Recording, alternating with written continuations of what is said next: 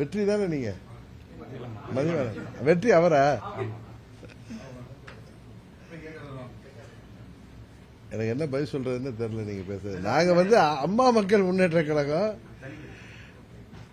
கட்சி நிர்வாகிகளோட எங்க கட்சியுடைய அடுத்த கட்ட நடவடிக்கைகள் பற்றி ஆலோசனைக்காக அழைத்திருக்கேன். அவங்க எல்லாம் வந்திருக்காங்க. அவ்வளவுதான் நான் சொல்ல முடியும்.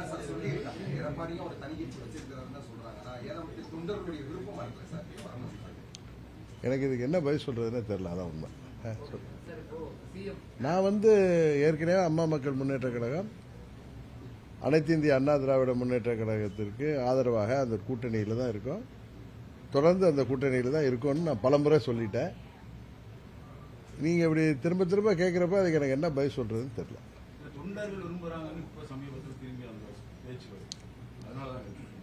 நாங்க அவங்க கூட தானே இருக்கேன். அம்மாவுடைய கொடியை போட்டு அம்மா மக்கள் முன்னேற்ற கழகம்னு ஒரு கட்சி நடத்திட்டு இருக்கோம். அது அம்மாவுடைய கட்சி தானே. அதனால நாங்க அவங்க கூட தான் இருக்கேன். அவங்க கூட இணைந்து தான் செயல்பட்டு இருக்கேங்கிறது தான் எங்களுடைய கருத்து.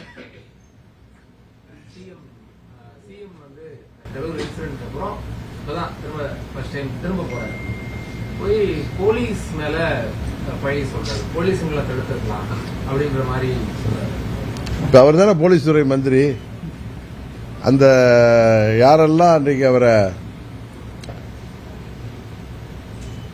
தப்பா வழி நடத்தி அந்த மீட்டிங் வர வச்சு அவ்வளவு பெரிய ஒரு பாதகமான ஒரு செயல், அன்றைக்கு பல உயிர்கள் போகின்ற செயலை போலீஸ் செய்ததா சொல்ற முதலமைச்சர், இன்னைக்கு கண்டுபிடித்து சொல்ற முதலமைச்சர், இன்னைக்கு அந்த துறையோட அமைச்சராகி 60 நாள் கிட்ட போது என்ன நடவடிக்கை எடுத்திருக்கிறாரு? இதெல்லாம் முதலமைச்சர் சொல்றதெல்லாம் உண்மையாங்கிறத சிபிஐ என்கொயரி ஏற்கனவே போயிட்டு இருக்கு. அதுல எல்லா உண்மையும் வெளிப்படும். ஆனா பழியை யார் மேலேயோ போடுறது சரியா இருக்காதுன்னு நினைக்கிறேன். அதுல அந்த கரூர் துயர சம்பவத்திற்கு காரணமானவர்கள் யாராக இருந்தாலும் அவர்கள் சட்டத்தின் முன் நிறுத்தப்பட்டு அவர்களுக்கு உரிய தண்டனை உச்சநீதிமன்றம் வாங்கி தரும் என்ற நம்பிக்கை எங்களுக்கு இருக்கு. நான் ஏற்கனவே நானும் சொல்லியிருக்கேன். எல்லாரும் தமிழ்நாட்டில் உள்ள பல அவங்க கூட்டணியில் உள்ள கட்சி தலைவர்கள் முதற்கொண்டு இது ஒரு தவறான முன்னுதாரணம். இன்றைக்கு தாவேகா அரசு இதிலும் ஒரு தவறான முன்னுதாரணத்தை உருவாக்கி வருகிறார்கள். என்ன சொல்ல போனா கடை தேங்காவை எடுத்து வலிப்பிள்ளையருக்கு உடைச்ச கதையா தான் இருக்குது அப்படின்னு தான் பார்க்க முடியுது. முதலமைச்சர் எதிர்கட்சி தலைவர்களையும் சரி எதிர்கட்சிகளையும் சரி மேடைகளில் பொது இடங்களில் விமர்சனம் பண்ணக்கூடியது சரியான அரசியல், நாகரிகத்துக்கு உட்பட்ட அரசியல் எல்லாம் பாத்தீங்களா?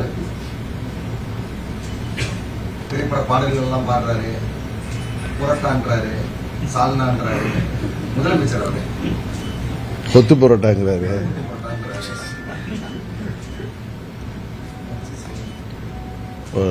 முதலமைச்சருக்கு இன்னும் ஒரு கடந்த காலத்தில் முதலமைச்சர்களாக இருந்தவர்கள் பொதுவெளியில் அவர்கள் தங்கள் பதவியின் பொறுப்பை உணர்ந்து செயல்பட்டு வந்திருக்கிறார்கள். அதை முதலமைச்சரும் அதை பின்பற்றினால் நன்றாக இருக்கும் என்று நினைக்கிறேன். அவர் இன்னும் சினிமா நடிகராகவே இருக்கார். அதான் பிரச்சனை.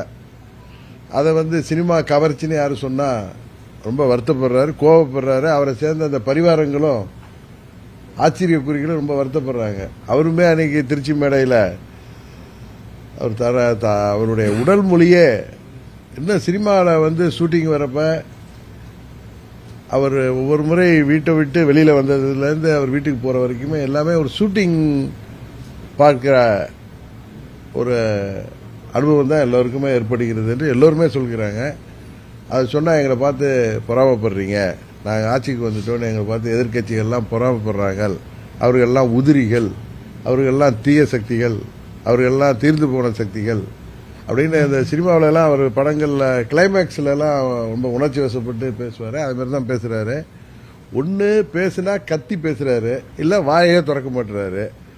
அதையே முதலமைச்சர் பேசுங்கன்னு சொல்லி மற்றவர்கள் கேட்டாங்கன்னா நான் கேட்கறது இல்லை. ஏன்னா முதலமைச்சர் பேசினா அப்படிதான் இருக்குங்கிறது என்னால் யூகிக்க முடியுது. மற்றவர்கள் அவரை பேச சொல்லி பார்க்கணும் ஆசைப்படுறப்ப அவர் யார் என்பதை வெளிப்படுத்தி கொண்டிருக்கிறார். அது சட்டமன்றமாக இருக்கட்டும், நேற்றைக்கு கூட கரூர் மேடையே அப்படித்தானே இருந்துச்சு. அவருடைய பாடி லாங்குவேஜ் என்னமோ துக்கத்துக்கு வந்த மாதிரி கருப்பு ஷர்ட்டெல்லாம் போட்டிருக்காரு. ஆனால் அவருடைய பேச்சிலேயோ அவருடைய உடல் மொழியிலேயே எந்த துக்கமும் வெளிப்படல. சினிமாவில் எப்படி ஒரு ரோலில் வந்து டைலாக் பேசுவாங்களோ அது மாதிரி தான் இருக்கே தவிர, அதான் உண்மை, தப்பாக எடுத்துக்காதீங்க. முதலமைச்சர் அவர்கள் அவர் முதல்வர் என்பதை உணர்ந்து செயல்படணும். உடனே சொன்னால் அவருக்கு பரிவாரங்கள் இருக்காங்க. நம்ம மதுரையில் ஒருத்தர் இருக்காரு நிர்மல்குமார் வந்துச்சு, அதாவது உடனே எல்லாம் அரசியல் விட்டு போங்கிறாரு. அரசியலை விட்டு தமிழ்நாட்டு மக்கள் யாரை வெளியேற்ற வேண்டுமோ அவர்களை உறுதியாக வெளியேற்றுவார்கள். அதுபோல ஏதோ வாழ்வு வந்து விட்டதற்காக தான் இப்படி அர்த்தராத்தில் கொடை பிடிக்க வேண்டாம்னு தான் அவங்களுக்கு சொல்கிறேன். அது எல்லோருக்கும் சேர்த்தே சொல்கிறேன். அவர்களுடைய பேச்சு துணி அப்படிதான் இருக்கு. ஒரு அகம்பாவம் அகங்காரம் தான் தெரியுதே தவிர அதுல ஒரு தன்மையே இல்லை. அதுதான் சக்சஸ் ஃபார்முலான்னு நினைக்கிறாரா? பிரச்சாரத்துக்கு அப்புறம் இவ்வளவு கிரௌட் இருக்கு, அதே அப்படி மெயின்டைன் பண்ணி இல்லை, அவர் ஒரு திரைத்துறை பிரபலம், சினிமாவில் வந்து பிரபலமான நடிகராக இருந்ததுக்காக தான் இந்த முறை ஆட்சிக்கு வந்திருக்காருங்கிறது யாராலையும் மாற்ற முடியாது. ஏன்னா அவர் என்ன 50-60 ஆண்டுகள் அரசியலில் சேவை செய்து வந்தாரா, இல்லை பேரறிஞர் அண்ணா போலையோ, இல்லை புரட்சித் தலைவர் எம்ஜிஆர் போலவோ சினிமாவில் நடித்தாலும் அவர் பல ஆண்டுகள் அரசியலில் ஒரு கட்சியின் வளர்ச்சிக்காக, ஒரு கட்சி ஆட்சிக்கு வர வேண்டும் என்பதற்காக உழைத்து வந்தவர். பல முறை சட்டமன்ற உறுப்பினராக இருந்து வந்தவர். அதான் சொல்லுவாங்கல்ல, சில பேருக்கு சில குருட்டு யோகம் அதிர்ஷ்டம். அதுபடி அவர் வந்தது சினிமா கவர்ச்சியை வச்சு தான். சினிமா நடிகர் இல்லைன்னா விஜய் யாருக்கு தெரியும்? உண்மைதானே? அதனால அவர் வந்தது சினிமாவில் இருந்தால் அவருக்கு உள்ள அந்த ஃபெமிலியாரிட்டியை வச்சு தான். அவர் சொல்றாருல, வீட்டில் எல்லாம் குழந்தைகள்லாம் இந்த டிவியில் பார்ப்பாங்கன்னு.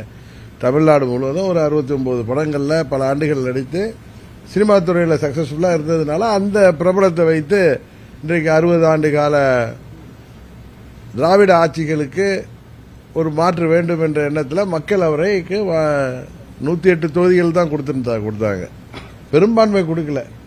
பெரும்பான்மைக்கு அவர்கள் மற்ற கட்சிகளை, அது திமுக கூட்டணியில் வெற்றி பெற்ற கட்சிகளை தாவேக்க திரும்ப திரும்ப சொல்ற, அவருக்கு அது புரிய மாட்டேது. அவரை சேர்ந்தவர்களுக்கு பரிவாரங்களுக்கும் புரியல. எங்களுக்கு மக்கள் ஆட்சியை கொடுத்திருக்கிறார்கள், அதை பார்த்து பொறாமைப்படுகிறார்கள் சொல்றது தவறு.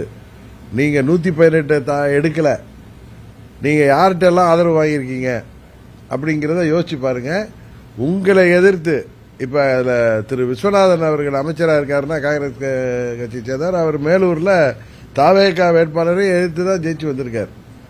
அது கிள்ளியூர் சட்டமன்ற உறுப்பினராக இருக்கட்டும், அங்க இங்க ஆதரவு கொடுக்கறாங்களே கம்யூனிஸ்ட்ல 2 கம்யூனிஸ்ட் சேர்ந்த 4 உறுப்பினர்கள், விசிகே சேர்ந்த 2 உறுப்பினர்கள், ஐயுஎம்எல்ஏ சேர்ந்த 2 உறுப்பினர்கள், எங்க கட்சியில தட்டி தூக்குனாங்களே அந்த உறுப்பினர், எல்லாருமே காங்கிரஸ் கட்சியை சேர்ந்தவர்கள் மாத்திரம் இல்ல, எல்லாருமே அந்த 11 பேர் வருதா, 11 பேருமே திமுக கூட்டணியிலிருந்து வெற்றி பெற்றவர்.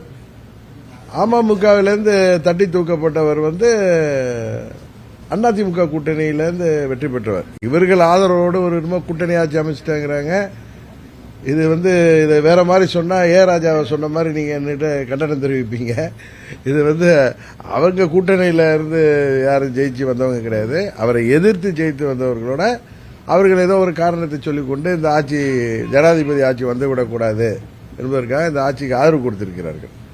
அதுல இருந்து தப்பிக்குவதற்கு தான் அவருக்கு காங்கிரஸ் மேலேயும் நம்பிக்கை இருக்கான்னு தெரியல, கம்யூனிஸ்டுகள் மேலேயும் நம்பிக்கை இருக்கான்னு தெரியல, மற்ற விசிகே ஐயுஎம்எல் மேலேயும் நம்பிக்கை இல்லைங்கிறதுனால தான் அதிமுக சட்டமன்ற உறுப்பினர்களை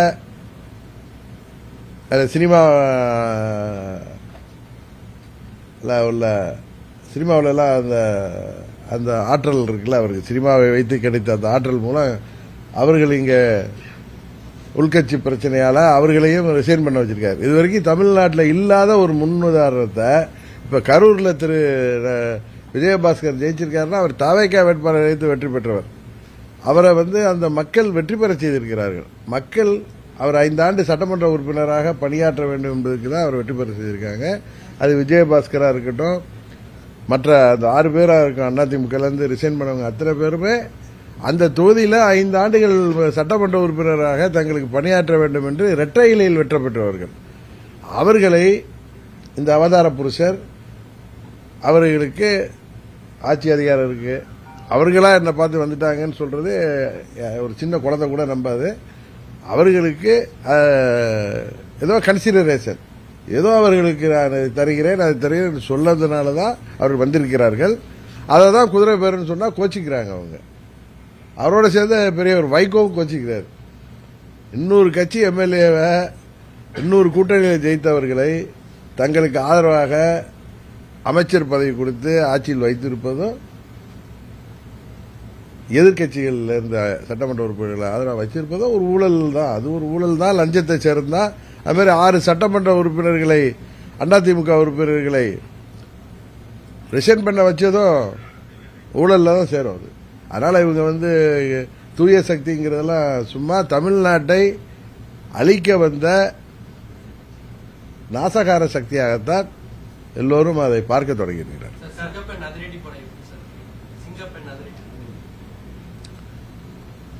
பெயர் சினிமா பாணியில் இருந்தாலும் அது செயல்படணுங்கிறது தான். ஏன்னா இன்றைக்கு ஆட்சி அதிகாரத்தில் முதலமைச்சராக அவரை அமர்த்தி விட்டதாக அவரே புலகாங்கிதம் அடைகிறாரு. அதனால அவருடைய டியூட்டி அது தமிழ்நாட்டில் சட்டம் ஒழுங்கை பாதுகாக்கணும், பெண்கள் பாதுகாப்பை உறுதி செய்யணும், போதை மருந்து புழக்கத்தை தடுக்கணும். அதுபோல தமிழ்நாட்டில் பல வளர்ச்சி திட்டங்களை கொண்டு வரணும். அவர்கள் சொன்ன தேர்தல் வாக்குறுதிகளை விவசாயிகளை ஏமாற்றியது போல் ஏமாற்றாமல் அவற்றை எல்லாம் நிறைவேற்றணும்.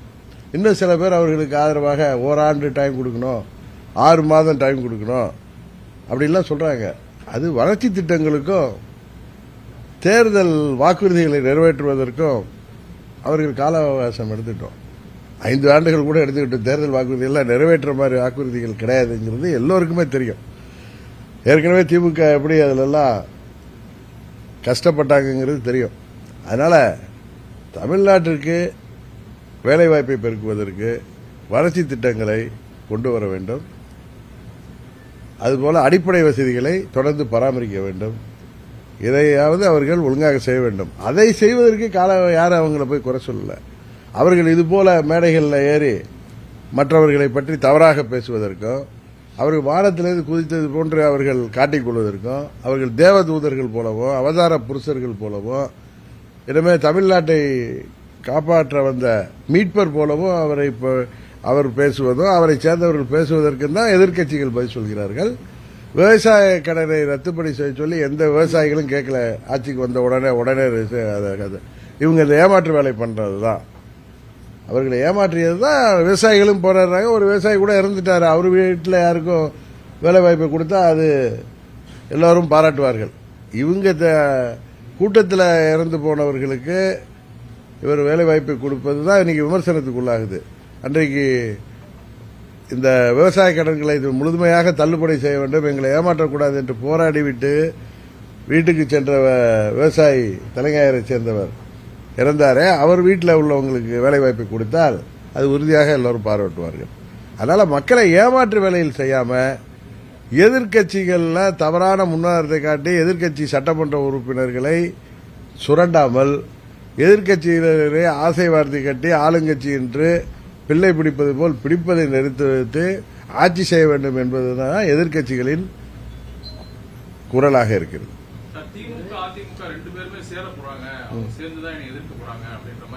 ஒரு முதலமைச்சர் பேசுறாரு, களவாணின்னு பேசுறாரு. இதே அந்த திரு விஜயை பார்த்து சொல்றதுக்கு எவ்வளவு நேரம் ஆகும்? இவர் தான் களவாணி. நம்ம ஊர்ல சொல்லுவாங்க இந்த ஆடு திருட மாடு திருட, எங்க ஊர் பக்கம்லாம் சொல்லுவாங்க. சில ஊர்ல அவன் ஒன்லி மாடை தான் திருடுவான், இன்னும் சில பேர்ல ஆடை தான் திருடுவான். கேள்விப்பட்டிருக்கீங்கல்ல? சில பேர் கட்டக்கோல் வைப்பான். அதே மாதிரி நீங்க எம்எல்ஏ திருடர்கள், நீங்க எம்எல்ஏ களவாணிகள். நீங்க முதல்ல அமமுக எம்எல்ஏ ஒரு சட்டமன்ற உறுப்பினர்னு அவரை ஆசை வார்த்தை கேட்டு உண்மையிலே திரும்ப சொல்றேன்னா அந்த லெட்டர் ஃபோர்ஜரியா போய் கொடுத்தாரு. அது ஒரு 420 வேலை. அது ஒரு முதலமைச்சர் ஆவறதுக்காக செஞ்ச வேலை. இவர்கள் ஆட்சி அமைப்பதற்கே அவ்வளவு தகுதி திருப்பங்கள் செய்தவர்கள். உண்மையா இல்லையா? எங்க சட்டமன்ற உறுப்பினர் அண்ணன் பழனிசாமி அவர்கள் தான் முதலமைச்சர். அவர் முதலமைச்சராக இருக்கிறதற்கு ஆதரவாக என்னோட கையெழுத்து போட்டு 5 மணிக்கு கொடுக்கிறார். 7:30 மணிக்கு திரு விஜய் அவர்கள் கவர்னரை சந்தித்து கொடுக்கிற லெட்டர்ல அமமுக எம்எல்ஏ கையெழுத்தும் ஐயுஎம்எல் கையெழுத்துமே இருந்துச்சு. அது ஐயுஎம்எலும் மறுத்தாங்க. அதை பார்த்துட்டு தான் நான் கவர்னர் அப்பாயின்மெண்ட் வாங்கிட்டு போய் பார்த்து எங்க எம்எல்ஏ எனக்கு தான் லெட்டர் கொடுத்துருக்காரு, நான் அவரை தொடர்பு கொண்டா எனக்கு கிடைக்கல. ஒன்று அவரை என்னால் தொடர்பு கொள்ள முடியல. ஒன்று இந்த லெட்டர் ஃபோர்ஜரியா இருக்கும், இல்லை குதிரை பேரமா இருக்குன்னு அன்னைக்கு சொன்னேன். அவங்க இல்லை ஃபோர்ஜரி இல்லை, ஏன்னா அவங்க பயந்துட்டாங்க. அது ஃபோர்ஜரி லெட்டர் இல்லைன்னு காமிக்கிறதுக்கு அந்த எங்க அப்பா குதிரைக்குள்ளார இல்லைன்னு அந்த திருட்டு வீடியோவை விட்டாங்க. ஸோ அப்போ என்ன குதிரை பேரம் தான். ஒருத்தர் நீங்க விருப்பப்பட்டு ஆதரவு கொடுத்திருந்தா அவரை சட்டமன்ற உறுப்பினரை கவர்னர்கிட்ட அழைச்சிட்டு போயிருக்கணும், இல்ல அவருடைய ஒரிஜினல் கடிதத்தினாலும் கொண்டு போயிருக்கணும், இல்ல அவரை உங்க அலுவலகத்தில் அழைத்து உங்களுக்கு ஆதரவா கடிதம் வாங்கி போட்டோ எடுத்துட்டு போய் கொடுத்துருக்கணும். எதுவும் இல்லாம நீங்க ஒரு லெட்டரை கொடுத்துட்டு செராஸ் காப்பியை கொடுத்துட்டு அந்த சட்டமன்ற உறுப்பினரை அவரே கவர்னர்கிட்ட மறுத்து நான் கொடுத்த லெட்டர் இல்லைன்னு கொடுத்த கவர்னரிடம் கொடுத்த கடிதம் காப்பி இருக்கு, நான் காமிச்சேன். போலீஸ் ஸ்டேஷன்ல கம்ப்ளைண்ட் கொடுத்தாரு. இதுல யாரு களவாணி? எம்எல்ஏ களவாணி யாரு? அது மாதிரி மற்ற கட்சிகளை இப்படி ஏதோ வெற்றி பெற்று விட்டோங்கிற அகம்பாவத்தில் இவர் பேசுவது வன்மையாக கண்டிக்கிறது. எம்ஜிஆருடைய அன்பையும் ஜெயலலிதாவுடைய வீரத்தையும் அவருடைய தலைவராக பார்க்கறது விஜயபாஸ்கர் சொல்லியிருப்பாங்க. அவருக்கு என்ன கன்சிடரேஷன்ல எதுக்காக அவர் என்ன திரு ஏபிஎஸ் மேல கோவம் வருது, அதுக்காக சட்டமன்ற உறுப்பினரை பதவியை காலி பண்ணிட்டு அதை ராஜினாமா செய்துட்டு ஒரு கட்சிக்கு போக வேண்டிய அவசியம் இருக்கா? எனக்கு இதை விட விஜயை விட இன்னும் அழகா தமிழ்ல பதில் சொல்ல தெரியும். எங்கேயோ கோச்சிக்கிட்டு எதுக்கோ போனாங்க மாதிரி இவர்களெல்லாம் வர வைக்கிறது என்னங்கிறது தெரியும். இதுல இன்னொன்னு இந்த நேரத்தில் நான் விளக்கம் கொடுக்கணும். திமுக அண்ணா திமுக சேர்ந்து ஆட்சி அமைக்க இருந்தார்கள், 2 பேரும் கூட்டு களவாணிகள் சொல்றாரு. நீங்க பண்ணிருக்கிறதே களவாணி வேலை தானே. திமுக கூட்டணியில் இருந்த கட்சிகளை நீங்க களவாணி, அவங்களோட ஆதரவோட அவங்களுக்கு மந்திரி பதவி கொடுத்து ஆட்சி அமைச்சிருக்கீங்க. அமமுக எம்எல்ஏவை களவாண்டு தான் நீங்க லெட்டர் வாங்கி கொண்டு கொடுத்தீங்க. இன்றைக்கு 6 பேரை ரிசைன் பண்ண வச்சதே ஒரு களவாணித்தனம் தானே. அதனால உண்மையான ஒரிஜினல் களவாணி திரு விஜய் அவர்கள் தான். முன்னாடி உள்ள முதலமைச்சர் எல்லாம் அதிகமா பேசினாங்க, செயல் இல்ல. இவர் செயல் அதிகமா இருக்கு, பேச்சு கம்மியா இருக்கு. அதான் அவரே சொல்றாரு, talk less work more, reel less work மோர்னு தான் அவரை பார்த்து நம்ம சொல்லணும். லெஸ் ரீல் போடுங்க, ரீல் விடுறதை நிறுத்துங்க. நான் முதல்ல இருந்து சொல்லிட்டு இருக்கேன், ரீல் விட்டு ஆட்சிக்கு வந்தீங்க, இப்ப ரீல் போட்டு ஆட்சிக்கு வந்தீங்க, இப்ப ரீல் விட்டு ஆட்சியை தொடரலான்னு பாக்குறீங்க. தமிழ்நாட்டு மக்கள் உங்களை ஆட்சியில் அமர்த்தியதாக நீங்கள் சொல்கிறீர்களா? அவர்கள் எல்லாத்தையும் பார்த்துட்டு தான் இருக்காங்க. உங்களை விட பெரிய ஜாம்பவான்கள் எல்லாம் பார்த்தவர்கள் தான் தமிழ்நாட்டு மக்களும் இன்றைக்கு இருக்கிற திராவிட கட்சிகளும். உறுதியாக உங்களை தேவையான பதிலடியை தமிழ்நாட்டு மக்கள் மூலம் நாங்கள் தருவோம். அரசியல் நிலவரம் எப்படி சார் இருக்கு? உண்மையிலே அதிமுக கூட்டு சேரக்கூடிய சூழல் அந்த மாதிரி இருக்குங்களா சார்? இல்ல, இதெல்லாம் முன்னாடியே நம்ம கணிச்சு சொல்றதுக்கு நான் ஒன்றும் மெட்டலாஜிக்கல் டிபார்ட்மெண்ட்லயும் வல்லுநரும் கிடையாது, ஜோதிடரும் கிடையாது. சூழ்நிலைகள் முடிவு செய்யும். இப்ப யாராவது நீங்க யாரும் எத்தனையோ முறை என்ன பார்த்துருக்கீங்க, விஜய் ஆட்சிக்கு வருவாரான்னு நீங்க யாரும் சொன்னீங்களா? என்ன கூட கேட்டீங்க, இவர் தான் கேட்டார், நீங்க விஜய் தலைமை ஏற்றிட்டு போவீங்களான்லாம் கேட்டார் என்கிட்ட. ஒரு கட்சி இது வந்திருக்காரு, அவருக்கு பாப்புலாரிட்டி இருக்கு, அவர் கூட கூட்டணி போனா என்ன இருக்குன்னு தான் நான் கேட்டேன். அதே நேரத்தில் சொன்ன, நான் அங்க போவேங்கிற எண்ணத்தில் சொல்லல, இதே இடத்துல சொன்னேன். என்னுடைய தேசிய ஜனநாயக கூட்டணியை விட்டு வெளியே இருந்தாலும் என்னுடைய முதல் சாய்ஸ் தேசிய ஜனநாயக கூட்டணி தான் அன்றைக்கு சொன்னேன். அப்ப கூட நீங்க திமுகவோட போவீங்களா, விஜயோட போறீங்களா, இவர் தான் கேட்டார். நான் சொன்னேன், இப்போ ஒரு யதார்த்தத்தை சொல்றது. இப்ப அவர் சொல்றல, அவர் தான் களவாணின்னு சொல்றேன்ல. ஏன்னா திமுகவுக்கு அண்ணா திமுகவுக்கு வக்காலத்து வாங்கி சொல்லல, இன்னொரு கட்சியை களவாணின்னு சொன்னா அப்புறம் நீங்க செய்த களவாணித்தனத்தை நாங்க சொல்லிதானே ஆகணும். அதே போல நான் யதார்த்தத்தை தான் சொல்றேன். எனக்கு விஜயை பார்த்து போட்டியும் கிடையாது, பொறாமையும் கிடையாது. அவர் ஆட்சிக்கு இது எப்படியோ ஆட்சிக்கு வந்துட்டீங்க, ஒழுங்கா ஆட்சி நடத்துறத பார்த்துட்டு இதை மாதிரி இன்னும் ஷூட்டிங் சினிமா நடிகராகவே இருக்காதீங்க, நீங்க முதலமைச்சராக செயல்படுங்கன்னு தான் சொல்றோம்.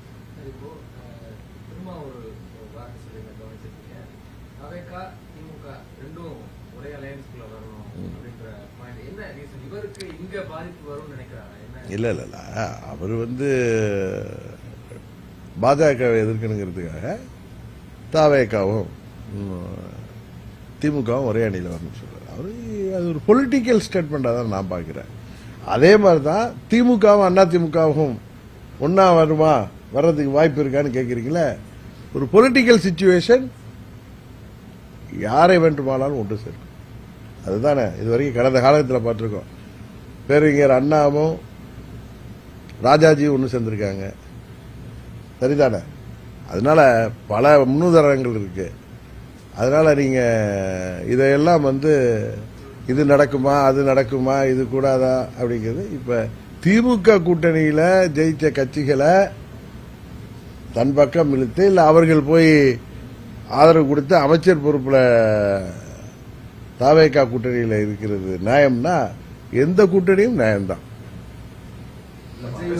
அரசியல் சூழ்நிலை தான் முடிவு பண்ணுறீங்களா சார்? அதிமுக திமுகவோட ஃபியூச்சர் சூழ்நிலை தான் முடிவு பண்ணும். எதுவுமே சூழ்நிலை தானே. விஜய் வந்து அந்த அளவுக்கு வல்லமை படைத்தவரா இருக்கா சார்? 2 பேரும் சேர்ந்து தான் அவர் வீழ்த்தக்கூடிய அளவுக்கான நிலை இருக்கா சார் அரசியல்ல? இந்த தேர்தல்ல அவர் 35% வாக்கு வாங்கியிருக்காரு, கரெக்டு தானே?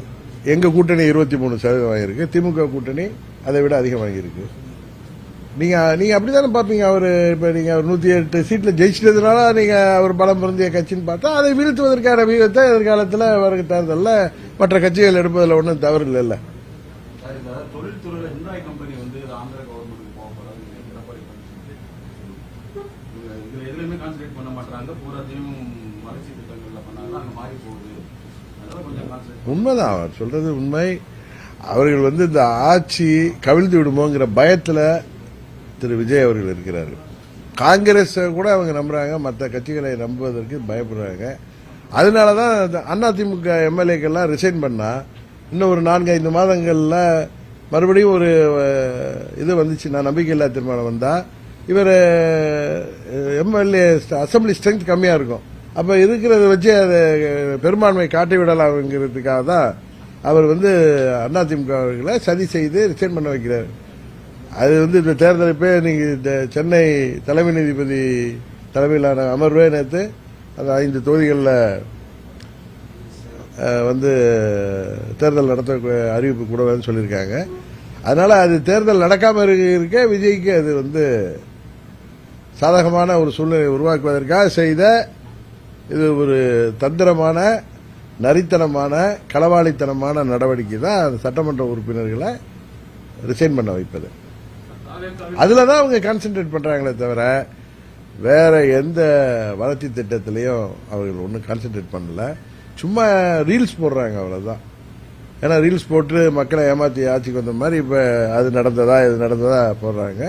அவங்க உண்மையிலே இப்ப செயல்படுறது நேற்று கரூர்ல வந்து பேசியது இதெல்லாம் பாத்தீங்கன்னா அவர் வந்து ஒரு தேர்தலுக்கு முன்பு பேசிய அதே ஸ்டைல பேசுறது காரணம் ஆட்சி கவிழ்ந்து விடுவோங்கிற பயத்துல ஆட்சியை காப்பாற்றிக் கொள்ள வேண்டுங்கிற பயத்துல தான் செயல்படுறாங்க தவிர வேற தமிழ்நாட்டு வளர்ச்சி எதுலையுமே அவர்களுக்கு எந்தவித ஈடுபாடும் இருப்பதாக தெரியவில்லை.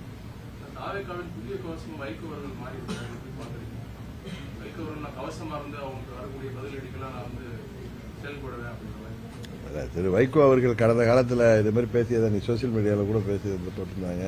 திரு கலைஞர் அவர்களுக்கு நான் வந்து கவசமா இருப்பேன்னு பேசினாரு, அம்மா அவர்களுக்கு கவசமா இருப்பேன்னு பேசினாரு. இன்றைக்கு திரு ஸ்டாலின் அவர்களுக்கு கவசமா இருப்பேன்னு பேசினாரு. இன்றைக்கு விஜய் அவர்களுக்கு கவசமா இருப்பேன். அவ்வளவுதான். அவர் வார்த்தை அதை தான் ஆளுக்கு தான் மாறுறாங்க. பழைய மக்கள் நல கூட்டணி வந்து உருவாயிருக்கு சார். பழைய மக்கள் 2.0 சார். எது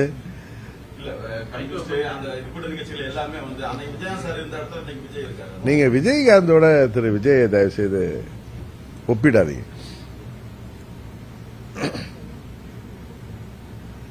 அவர் வந்து வெளியில எங்கேயும் நடிக்கிறார், சினிமாவில் நடிச்சதோட சரி, பொது வெளியில நடிக்க மாட்டார், யதார்த்தமா இருப்பாரு. Okay, thank you.